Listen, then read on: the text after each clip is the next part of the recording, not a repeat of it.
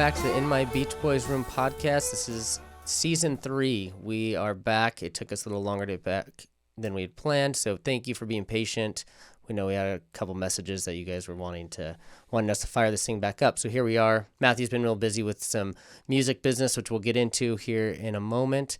But as always, you can find us on YouTube, subscribe, do all those things that help us grow this podcast. Like us, share us, help spread the word to your fellow Beach Boys fans. And let's get into it. We're gonna cover the Sail on Sailor box set today. Yeah. This is how we're going to kick off this we're late season. To the we're game. Late. We are late. There's other people that have done it. I haven't seen a lot of it, but we promised that this was going to be the first thing that we did because obviously it was the last big thing to come out. Yeah, and we actually we were off. Yeah, and we had kind of even tried to we talked about getting this done a couple times but it's been a busy season. Yeah, and so in this off season that we've had, Matthew has picked up a new job. So why don't you tell us about this new job, because we actually have reference to this job in previous episodes. Well, I was just down in Texas for my first shows with this band. I won't keep it too long as secret, but the funny thing is I was able to tell some of the band and the staff about our podcast and how I had already referenced the band in it, so it's pretty funny. But no, I'm very humbled and excited and honored to be a member of Asleep at the Wheel. Nice. And we start our first major tour the end of this month. I fly back down on March 27th. We have a couple days of rehearsals, and then we're up through kind of the center of the country, all the way up to Minnesota and Wisconsin, and then back down. That tour ends in Indiana, I think, in the middle of April. The thing with Asleep at the Wheel is that they travel all over the country and even have some international tours as well, correct? Mm-hmm. So since we do have listeners internationally and all over the country, if you are curious and you've wanted to watch Matthew live, you can watch him with Asleep at the Wheel. So you could go to Asleep at the Wheel's website. Yeah, asleepatthewheel.com, and there's tour dates on there. And that's the most,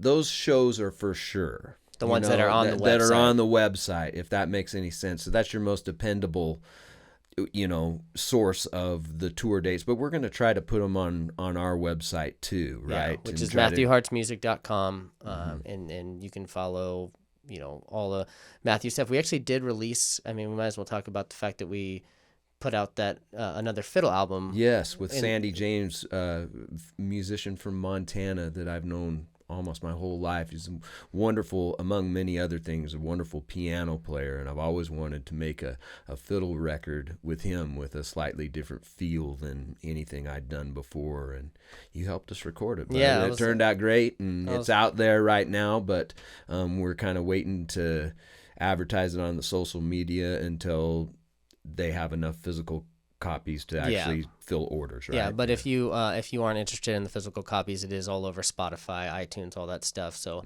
you can look up Matthew Harts, and that's like a traditional fiddle. Yeah, it's really traditional fiddle music type stuff. The album's called Once Upon a Time. That was Sandy's idea, but it's just kind of old time fiddle music. Yeah, and it's Sandy on piano, Matthew on fiddle, and then I overdubbed. I say old fiddle music, and I overdubbed my Les Paul. But it's a very subtle. Is it this one? That's the one that's on it. The one right next to me here. But it's just a real subtle, real clean jazz sound, and it's also the idea is kind of in the spirit of fiddle people will know when I talk about the Solomons, and they had a lot of recordings with piano and electric guitar. It's not overt electric guitar. It's almost it's mixed pretty subtly, for effect. Yeah. Okay, so sorry. I just want to mention that fiddle album as well, just because we've been busy. You've been busy. We've been busy during this off season. But back to the Asleep at the Wheel.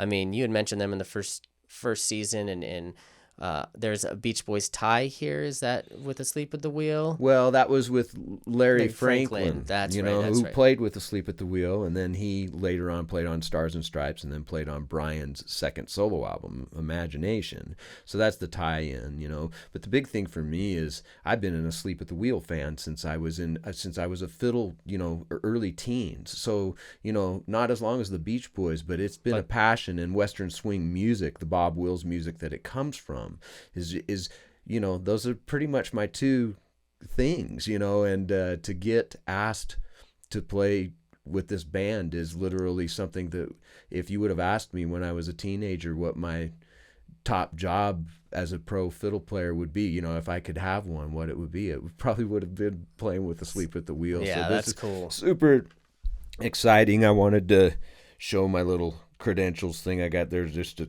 little memento from down there, but my backstage pass basically. And that was from those first shows that you had with yeah, them but there? I think this is something I need to hang on to and keep in the fiddle case. It's just in general for if somebody catches you and says, should you be here, you have you this. show them that. Nice. That's that type of a deal. But no, I did want to say what an honor that it is. And yeah, we're going to be all over the country even just this year, and so I'd love to see Beach Boy, you know, our podcast fans, you know, out there if they're interested in that kind of music, and love to say hi to them. I mean, how cool would that be to have, you know, some of our podcast fans come out to a show and say hello. So if you do go out to a show, make sure you say hi to Matthew, absolutely, so he can relay that message to me as well. And hey, there's more. I found out on the bus down there on that first run. There's more than just one Beach Boy fan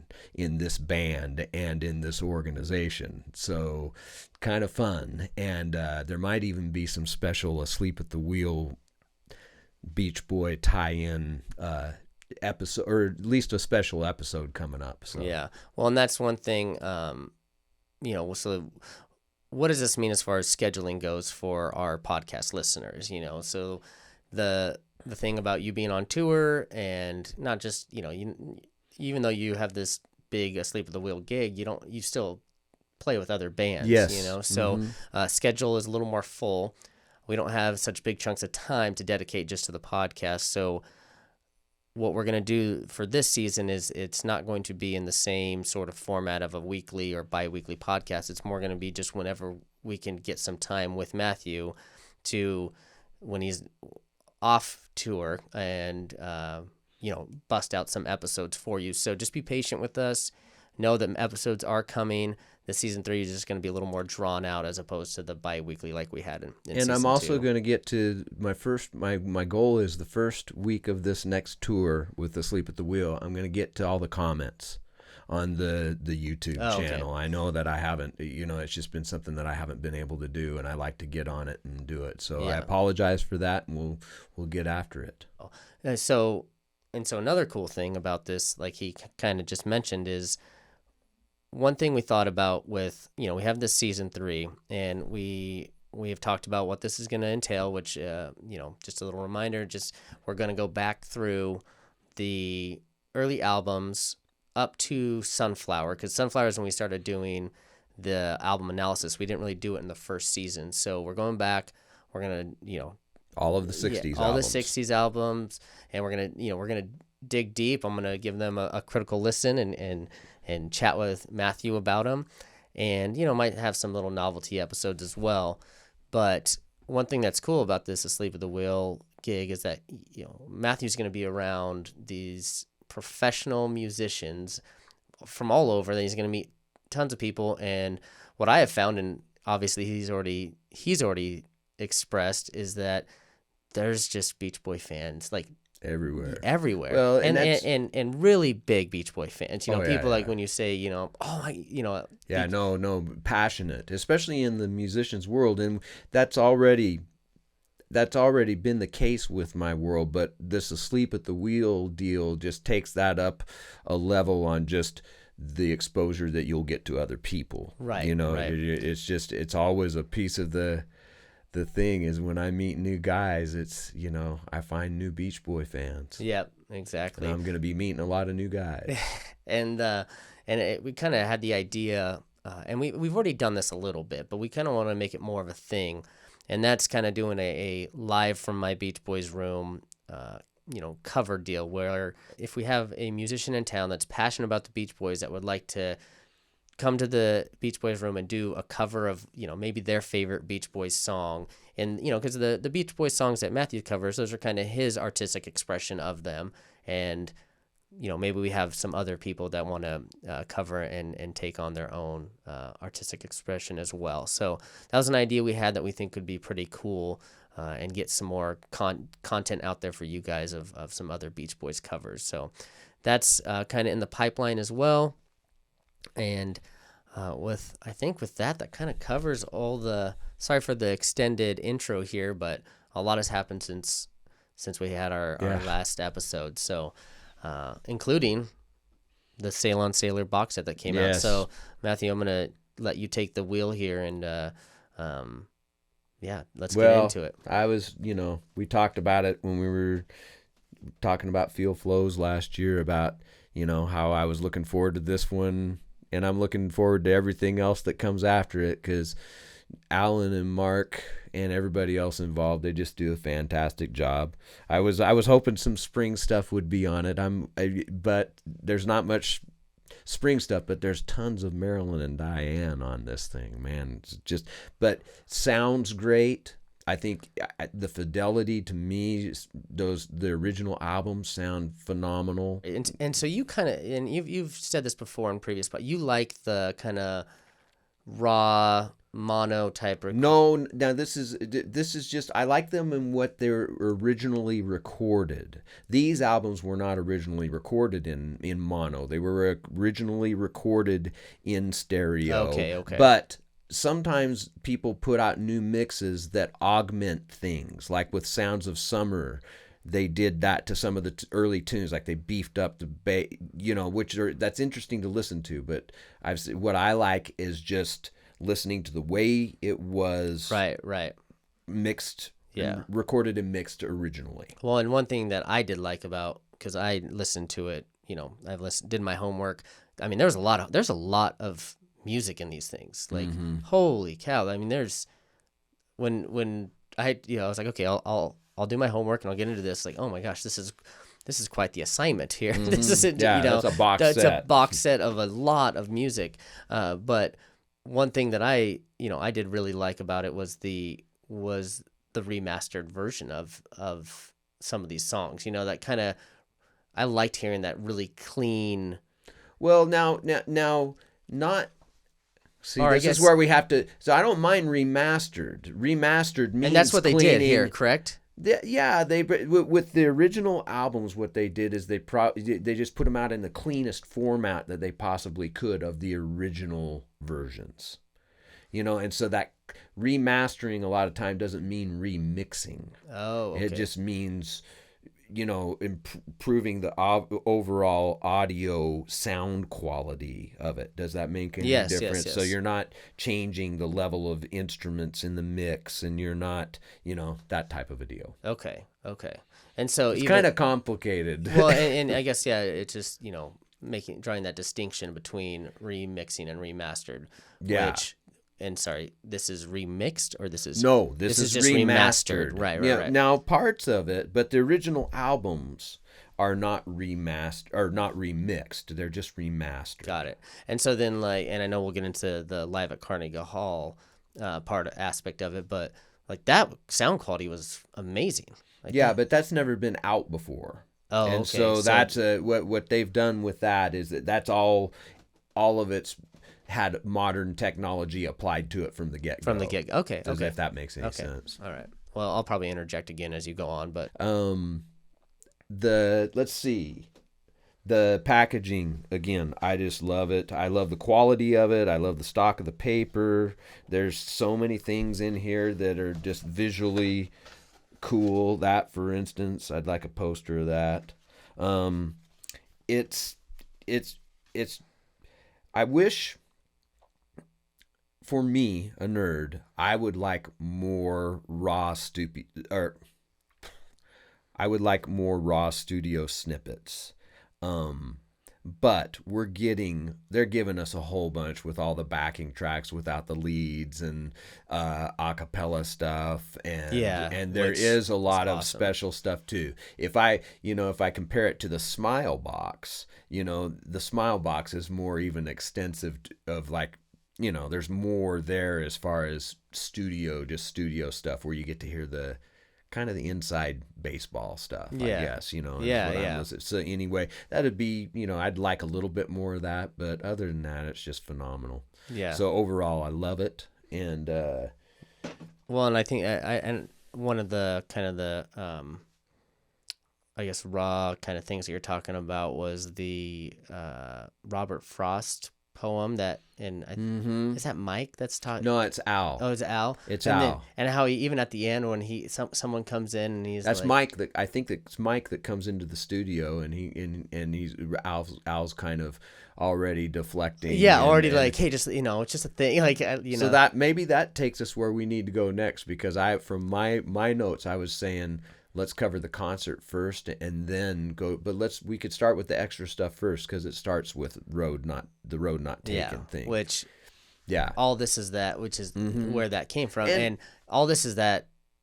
When I first heard it, instantly became one of my favorites. I just everything about that song, from the meditation and the Robert Frost and just everything.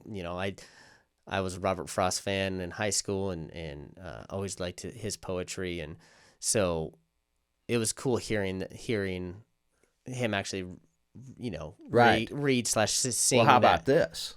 I've heard that I've read that in books that Al took that from that poem, but a lot of this stuff you think, well, a lot of that could just be legend.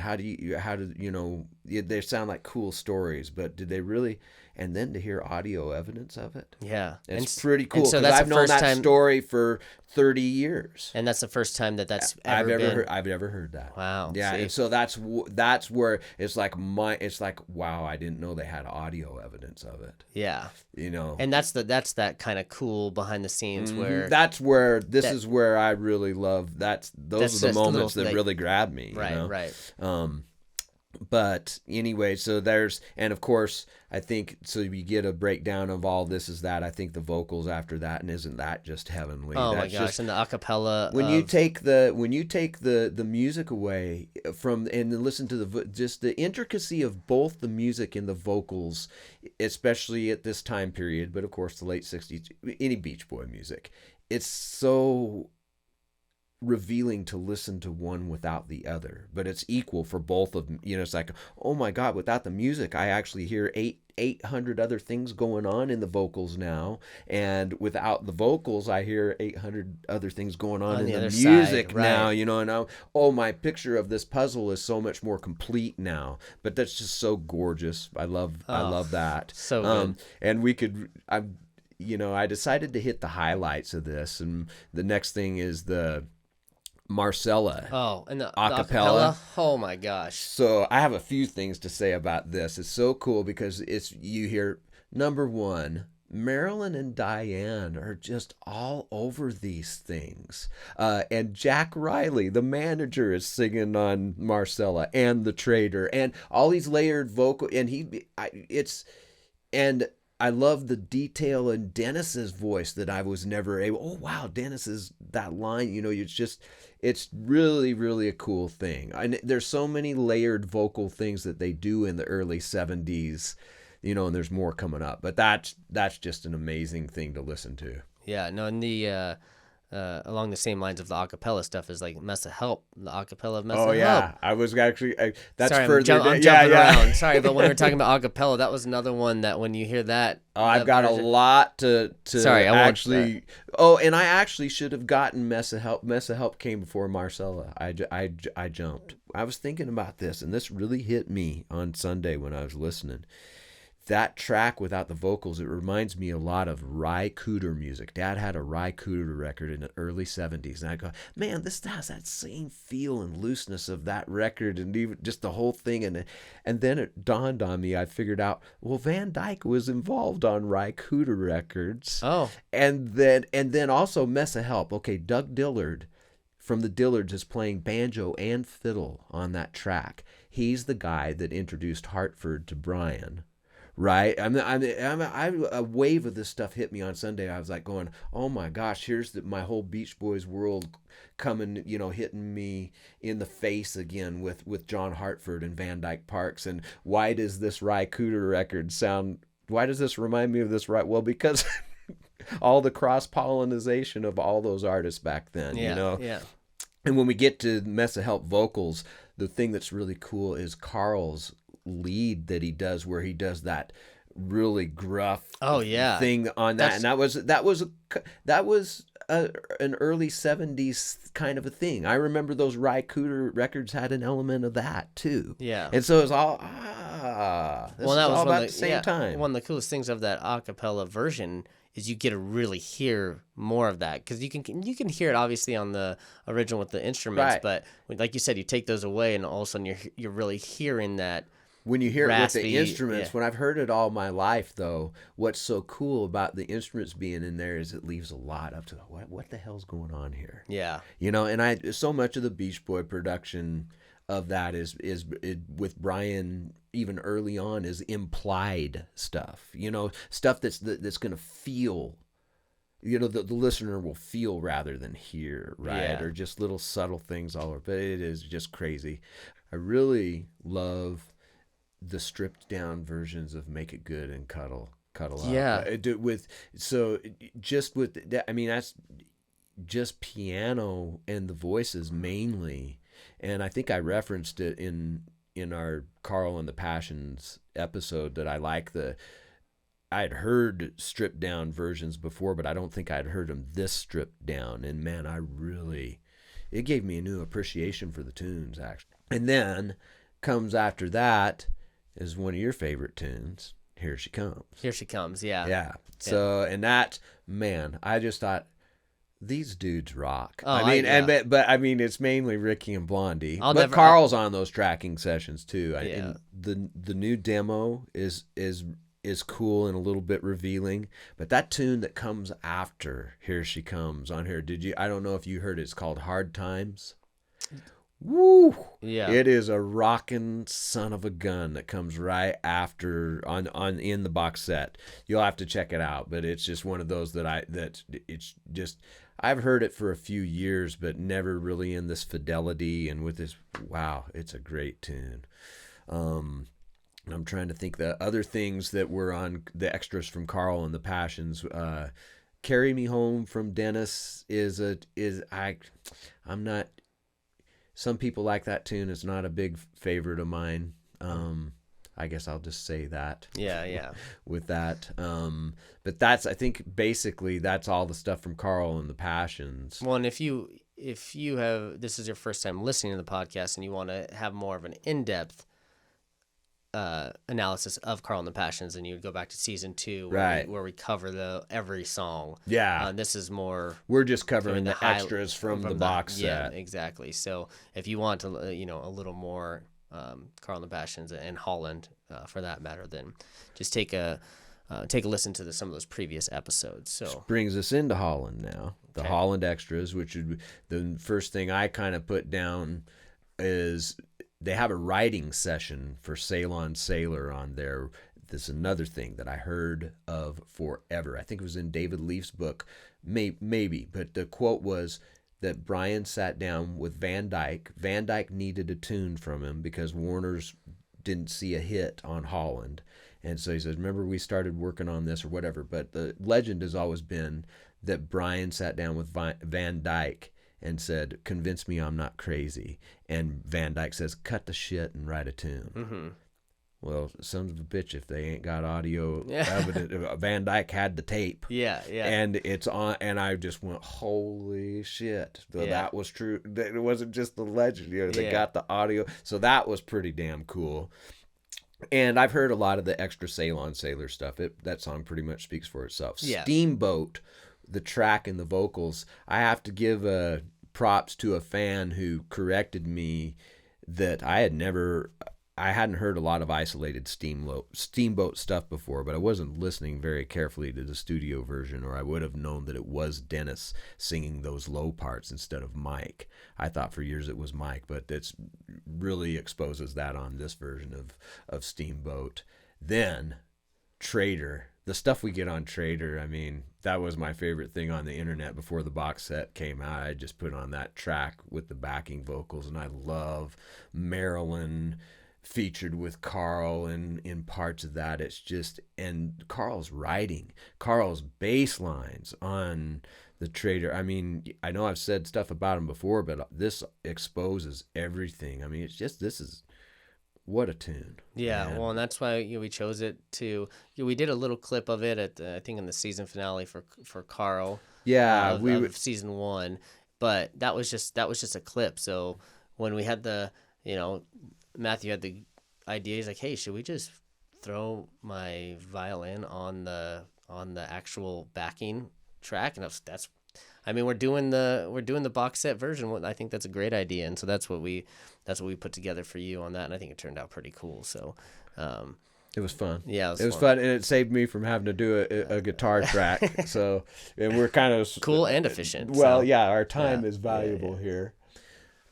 Funky Pretty without the lead on it. I mean, there's stuff all over the music and in the vocals on that one that I had no idea that were there. I had to re-listen to after listening to the backing, I had to re-listen to it again to try to hear that. You know what I mean? Because you get so much more. It's like this is really here in the original. So yeah, Funky Pretty specifically, I was like, I don't even remember some of this stuff. And so and not that I am super familiar with the song, but I mean, you've heard it, and we covered it. So yeah, when we so cover the melody, those, and but hey, it's doing that to you. But guess what? It's doing that to me too. Yeah. I mean, I'm finding all kinds of new lines in these things. Yeah. I want to talk a little bit about this tune, Out in the Country. There's 2 versions of it on here. One is missing a lead vocal from a guy who put the original lead vocal on it. I'm sure that's for some sort of copyright reasons. He was not a Beach Boy. And I think his name was Dan Goldberg. I shouldn't even say it if I don't. Yeah, blah, blah. Okay, anyway, but the slow version after that's just their vocals it's a nice piece of music, and I'd heard it before, but not in this fidelity. Of the rest of the extras, some of those tracks are neat. I especially like the feel and the chord changes in Rooftop Harry. And also on the extra stuff, I love the promos. The promo that they do for the Carl and Passion album and the promo they do for Holland, which were done at the time. And what that does, it gives me a slice of life from, like, that radio announcer is talking about things and talking about them in context in that way. So I really enjoy those things. They have some later live versions, some stuff from 75, like Trader, and then Ceylon Sailor with Billy on lead. This is after Blondie had left the group, and Billy was touring with them, and so they had Billy sing lead on that, and they give him a nice introduction on the thing on the box set, and so I think that's a nice little tribute to him, because we lost him over the, man. Anyway, the extra fairy tale stuff. Oh man, there's I don't know if you heard this, but there's a recording of Brian demoing it for Dennis and Carl. Oh, really? On the piano, and talking about how it's going to segue into a song called A Casual Look that they actually recorded on 15 Big One several years later, but the whole thing, the recording is pretty surreal, and another one of those things that I just can't believe they actually have the audio evidence of, so that's really cool. But there's also some of those things broken down. Radio Kingdom, The music and the vocals on that, I heard things just this morning I've never heard before. Also, the snippet that turned into part of that, which is "Pa, Don't Let Her Go Out." I love that. There's two other extra things that I've always loved and I've heard before, but it's a song called "Daddy Dear" that is not a Brian tune, but it's a recording of him doing it in the 70s just at home. And then a demo, Brian doing a demo of Al's tune, Susie Cincinnati. And that kind of covers for me the extra stuff on there that I enjoy and would point to for people. Right. There's a lot more out there, guys. Yeah. But for you. For our purposes today in this podcast and getting done, we probably have to get to the concert, unless I want to hear your final thoughts on the extra stuff. I think I just think that I like the I just loved all the backing tracks and just hearing them separated like that. I really did, especially with these albums that I was more familiar with, that just the acapella versions and all that stuff. I noticed they've focused more on that, and I think it's because I think they figure they're gonna grab a list. It's gonna grab a listener like you. That's not super, but it's maybe not. You're not a musician like I am, but I think they've dialed into something that does work for these things. Yeah, exactly. I mean? The only other one so Only With You. Oh my gosh. The alternate version with the violin and I can't remember. I think there's violin on the original, but too. like it's kind of like seemed more isolated or a little more predominant. I'm kind of thinking that the Only With You is just it's a slightly different mix. I don't think it's something that it might be a slightly different mix from the time. Do you know what I mean? Or because it was just I just wrote down Only With You. The alternate version like was the title of it. Right. Yeah, and that one, that one just. That's a great tune. Yeah, that man. one just. There's so much. Just a beautiful song and just a good love song. But yeah, that's pretty much it. Other than like I said, the live at Carnegie Hall stuff. So we can get into that, which I already kind of mentioned before, was just how quality the sound is. Mm-hmm. I mean, that's just. Well, they recorded it with the intention of releasing it as a concert or part of a concert, because the in-concert album is all from 72 and 73. This is late 72, right? So, and I've heard parts of this Carnegie Hall concert before. They've released like The Wonderful and Don't Worry Bill was out on Alan's, when Alan's Endless Harmony documentary came out in 98, there was a soundtrack that came out with it, and that was on there. And I think Long Promised Road from this concert was on there. So they recorded this whole thing. So it was, but they had never released the whole thing. Right. So basically this whole concert got modern day treatment. Right. So that's why it sound. I mean, the fidelity of it is so good. Yeah, and and along the same lines is I can't believe how good the vocals are on these Carl's vocal, especially Darlin'. I'll just start with Darlin', obviously one of my favorite songs. Mm-hmm. I mean, just the vocals live are just amazing. I will tell you this: there was sweetening done to this album, as with almost every live album that was ever recorded by any band. There's very few of them that are left untouched. So I have read that there were places where there were sour notes or sour instruments, or a wrong note played, that it was fixed. But they said just as Carl would have fixed it if it was released in 1970. Oh, well, that's cool. Do you know what I mean? Yeah, because they had to do that to spots in the, sure. There's just, that's what it is. But overall, that's them, and Carl's in his late 20s here, They're just good. This was their sweet spot. Yeah, Dennis is with the sweet spot in his voice, and everything. They're clean. Everything is just tight. It's just good. The one thing that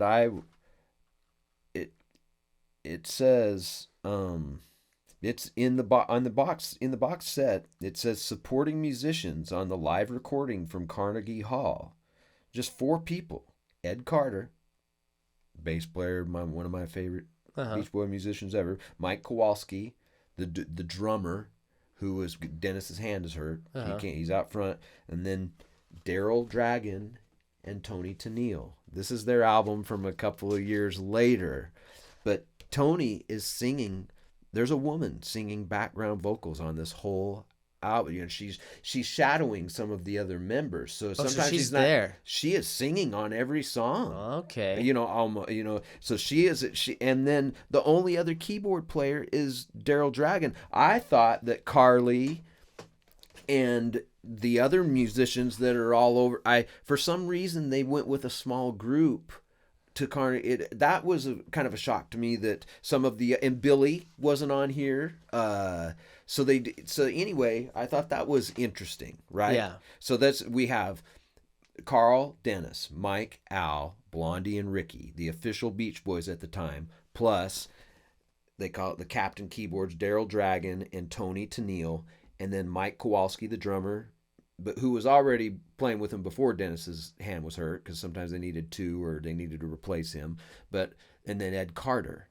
But that's, I had no idea that was that group of musicians, and it was that small of a group, even though that's not super small. But it put a whole new light on it for me. Yeah. It's like, wow, okay. Yeah. I wonder if the stage was small and limited to where they couldn't have more augmenting musicians, or maybe it was just a specific thing they were going for and they didn't want, who knows? Actually, real quick too. So Carnegie Hall, let's just talk about that venue real quick. Where's that at?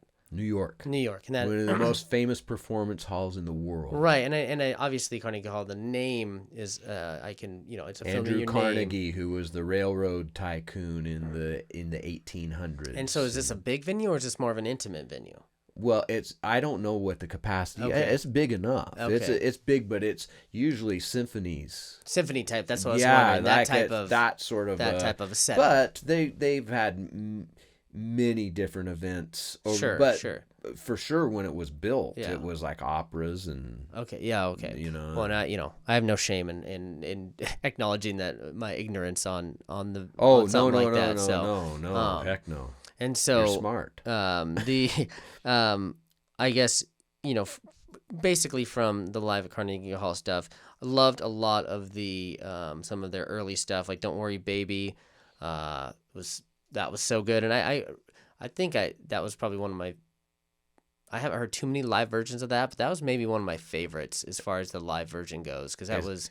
It's cool because Al sings the first part and Carl sings the chorus, and I love this one because I can really hear Dennis's it's the same harmony he sings on the record too, and I was like, I was hearing that just like yesterday or the day before. One of the things I love is the current tunes. I love that Mess of Help. I'd never heard that live. Oh, okay. The fact that they were doing, and I love that song. Yeah. Always. It's that, and Marcella I'd heard live, and I still prefer the in-concert version to this one. This one, the in-concert version is bluesier and rocks, hits a little bit harder. This one's a little softer, and some of the bluesy edge has been taken on, but it's pretty similar. Yeah, and I liked with Marcella, I agree with you that I liked, especially since we kind of highlighted that when we talked about the in-concert album. I like that. I'm with you on that. I like the version of that. But what I realized is I like just the live version of Marcella better than the recorded version of it. That's one of those songs that to me is just better live. Based off of the recordings that I've heard. This is let's see, Leaving This Town, which is the tune that Ricky and Blondie wrote, and then Carl and Mike helped them. So it's a collaboration with Ricky and Blondie. But I think I've heard that live before too, but this is a pretty soulful reading of it. And I think it was one of the first times they did it live. I just like the Blondie and Ricky aspect of that, and them bringing their tunes to the Beach Boys and them featuring them. Yeah. Then we talked about Don't Worry Baby. I love that. There's right before they do Riot or Student Demonstration Time. Can you hand me that Charles Lloyd record? People have seen that in the museum before. but that Mike name checks this in the concert, and he says, "Hey, Charles is in the audience." He said, "Our friend Charles is in the audience, and we just made a record with him, and you got to go check it out." Okay. This is that record. That's that record they're and referring. They talk about the song "TM" that's on. Yeah. So that's I thought, hey, by golly, that's what he's talking about. Yeah, and then kind of along the same lines, real quick, of Mike talking when he tells everyone to shut up. Oh, I love that. And Carl seconding him. Yeah, what did he say? He goes, "It's not wrong," or something like that. He says he's right. Oh, it's true, or something like that. Yeah, it's true. Yeah, just like this little, it's true, or Yeah, and Mike was even cool. If I would have been way worse than that. I bet they had to learn how to handle that at that point. Yeah, but you're trying to balance a lot of things. You're trying to get this recording done in this prestigious concert hall and you're also trying not to be a jerk, and you're always going to have a certain element of those dipshits. Yeah, that show up that want the show to be like about them. Yeah, like the one guy at the very beginning that said a song that yelled out a song, and then Mike was like, "Well, that guy's really not present at all." That was at the end of the first set. He said, "This guy's really God because we did that first, you dummy." Yeah, I love that. Yeah, I love that. That's a great aspect of this whole show. Exactly, showing people how disrespectful people were to them. Yeah, well, and also just the fact that that just completely natural element of a live show where sometimes that stuff gets cut. The in between songs gets cut, and the fact that they left that stuff, and maybe they cut some stuff, but they left in enough to make it feel very natural and that live feel to it for us to get an idea of what was really going on. Yeah, exactly. At least a more complete picture. I love this was the era when you'd hear Dennis or Carl singing "Help Me Rhonda," and I love Dennis singing "Help Me Rhonda" on this. And the keyboard solo on "Help Me Rhonda" was I think it was that's old Captain Keyboard. Yeah, that was I was like, ooh, that's good. That's good stuff. He's let's see. Oh, the one we talked about, "Wonderful" and "Don't Worry Bill." They do a medley on there. But what's so cool about that is Smile was a legend at this point. People barely knew the song "Wonderful," and to think that Carl would get out the electric piano and play that is a hard tune. I mean, I doubt Carl even knew how hard it was. Yeah. He just organically knew how to play it. Yeah. And then to pair it up, they're doing it in a medley with one of Blondie and Ricky's tunes. That's a hard blues rocker. I mean, that kind of stuff is really fun to me. I'll tell you a real highlight of this whole thing. The original in-concert record, it features Dennis as the only member on the front of the cover, but people have always said there's not much Dennis going on this record. There's a lot of Dennis happening and talking, and you can hear him singing a lot, but the thing that jumped out to me, when God Only Knows came on, how many live versions have I heard of God Only Knows? Then the tag comes in, and it's Carl, and I've never heard Dennis sing the tag. It's Carl and Dennis singing the tag on God Only Knows, and that was a hair-raising, and just the two of them at their prime, right? And the contrast in the timbre of Dennis's, kind of sawdust. Yeah, and I missed that, so I'm gonna have to go back and re-listen. Yeah, to that. It's just just on the end, right? You'll hear it, but that was really cool. And there's so many other cool moments on here. Like you said, it's just, if you want to hear the rocking Beach Boys at their best, I still think, I love this concert, but I still think Balls Out Rockin' in concert is where it's at. But it's this era of the Beach Boys that's so special to me live. And it was basically in my infancy, or when I was 2 or 3 years old, and I had no idea this version of the Beach Boys existed, right? That was going on, right? The one last thing I want to say about the concert, that I had heard, another one of those legends for years. I'd heard that they did Jumpin' Jack Flash live in the 70s, and that's a special. I love the Stones. I'm a big Stones fan. That's probably always been my favorite Stones tune. That's my favorite Keith Richards tune. That's I think it came out in my birth year, 69. It's always, and then so I'd heard what the Beach Boys did Flash. They did Flash, and so several years ago, I did hear a bootlegged recording of them doing it like in the mid to late 70s, and it's so whoa, holy shit, there it is. They did do it, but this one's even cooler, Yeah. and it's just so cool. It was only 3 years old. Yeah. At this time. Mm-hmm. So they're doing kind of a current Rolling Stones tune totally. as part, and the band rocked so hard that they could do it. Yeah. So I mean, is that pretty much? I guess we've kind of covered it. Yeah. No, it's been. I liked talking about this. This was a cool one because I didn't really dive deep into the Phil Flows box set. So being able to go through this and compare and contrast it to albums that I was familiar with was pretty fun for me. So I liked that. But if there's nothing else, I mean, if we've accomplished what we came to accomplish in this podcast, and we're gonna move on to we're gonna go all the way back. We might even go back. This next episode might be before the Surf and Safari album, because I feel like I want to cover some the very earliest music with you before they made that. There's a significant little body of that. Yeah. So who knows? and these episodes might be a couple albums. Otherwise, right. We'd be doing this till 2025. Don't do that. Yeah, that's right. There's just 8 albums in the first year and a half. Yeah, exactly. Right. So we'll put a couple albums on each episode.